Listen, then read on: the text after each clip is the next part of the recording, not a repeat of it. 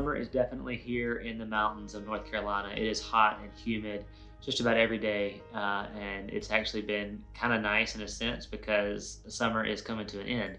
And so summer is a little shorter than I remember growing up in Mississippi. But this has been a really crazy month, and it's been a very exciting month because this is the month that we have been preparing and finally announced and released out there that we are having our first retreat September 18th through 20th. It was scheduled back in April, but we were kind of forced to cancel that, as was everyone in the world because of coronavirus. And so we are now back on the calendar September 18th and are so excited to be announcing that to, we already have college students registered and paid to come on the retreat.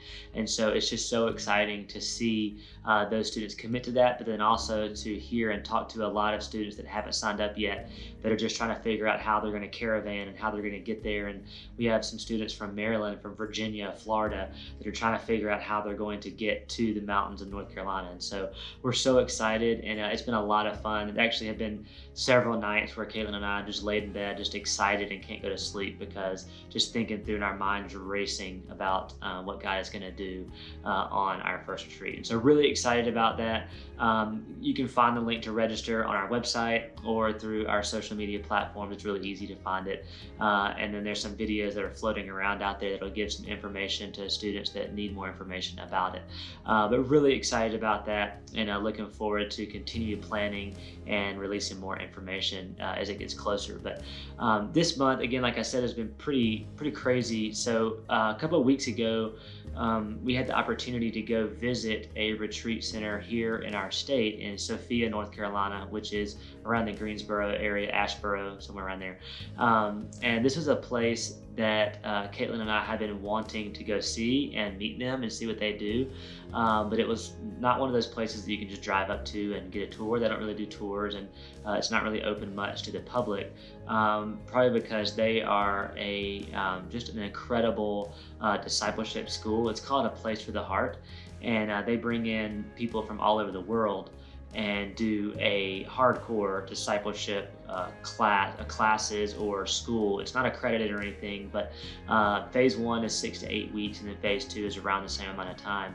But they just do things really well, and we love a lot of what they do. But it was kind of you needed to know somebody to get there. Well, God can do anything. And one of my networking meetings, connections here in the Asheville area, came across this man who happened to be like best friends with the man who started this place. And so he orchestrated it all, and we drove to Sophia, North Carolina, and man, we just feel like they rolled out the red carpet for us. It was an amazing time of just sitting under some incredible godly wisdom.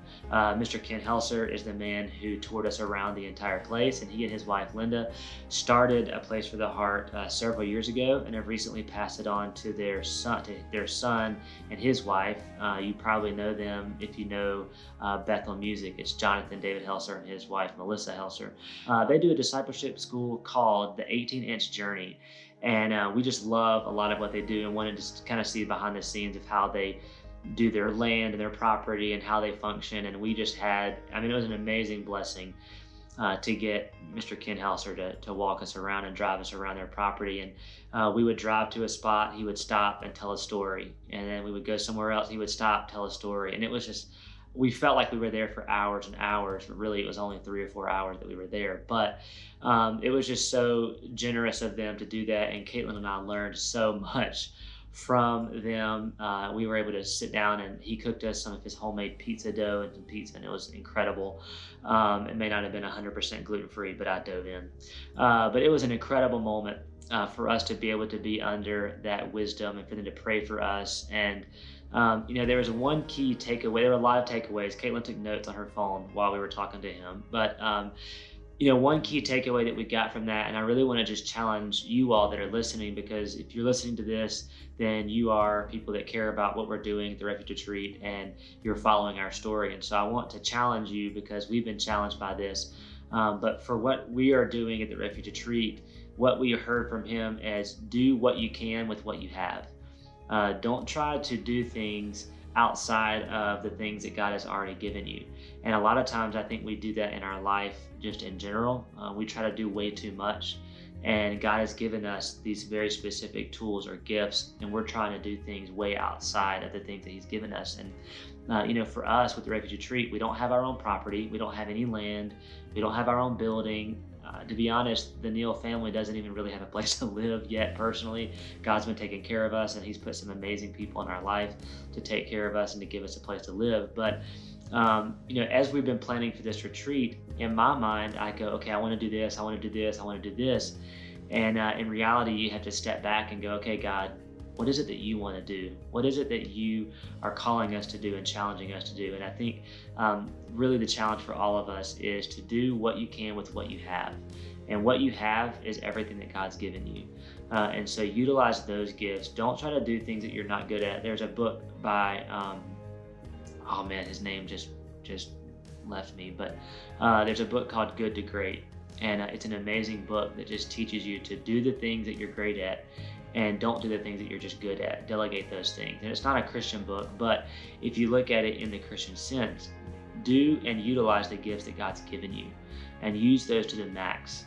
We move on too quickly without using those gifts, but do what you can with what you have. And so that was a huge thing that we learned, and we'll for sure never forget the things that we learned. Being there and seeing what they do, but then also just having that moment with them and learning from them. So thank you so much for your prayers, for those that have committed to giving monthly. We have been just so grateful for those that have done that, and it's been incredible to see how God has just been providing and using all of you to help us accomplish the mission of reaching college students. And so you are a huge part of what God is doing here, and we are incredibly grateful for that. So thank you, and we'll see you again next month.